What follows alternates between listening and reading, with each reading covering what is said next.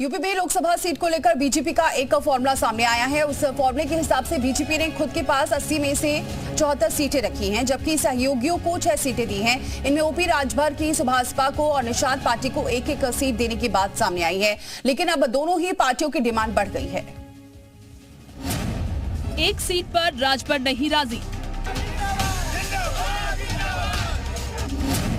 3 seat पर जताई दावेदारी।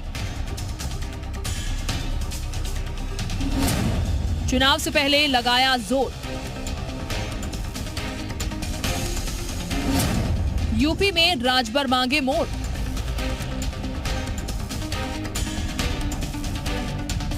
गाजीपुर, बलिया और घोसी मांगा था, सलेमपुर भी हमारे कहा था पहले। लोकसभा चुनाव को लेकर बीजेपी ने यूपी में सीटों का फॉर्मूला तय किया तो सुभासपा के अध्यक्ष ओम प्रकाश राजभर की डिमांड बढ़ गई। बीजेपी ने सुभासपा को लोकसभा की 1 सीट देने का फैसला किया तो राजभर ने 3 सीटों पर दावेदारी जता दी।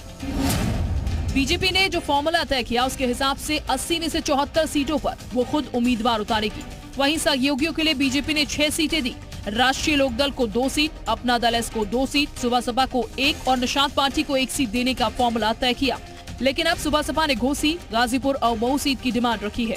वो जो 3 सीटें हैं आपने जो मांगी हैं, वो बता भी सकते हैं कि कौन कौन सी सीटों पे दावेदारी? गाजीपुर, बलिया और घोसी मांगा था, सलेमपुर भी हमारे कहा था पहले, दिया था सूची में, जौनपुर भी दिया था, बस्ती भी दिया था, तो सीटें और सूची उन्होंने जारी कर दी है।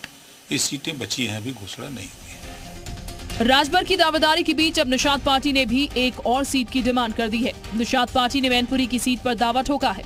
लोकसभा चुनाव को लेकर बीजेपी ने अपना फॉर्मूला तय कर दिया है, लेकिन जिस तरह से ओपी राजभर 3 सीटों की डिमांड कर रहे हैं, निषाद पार्टी ने एक और सीट पर दावा किया। वो बंटवारे को लेकर पेच फंसाने वाला साबित हो सकता है। ब्यूरो रिपोर्ट, जी मीडिया।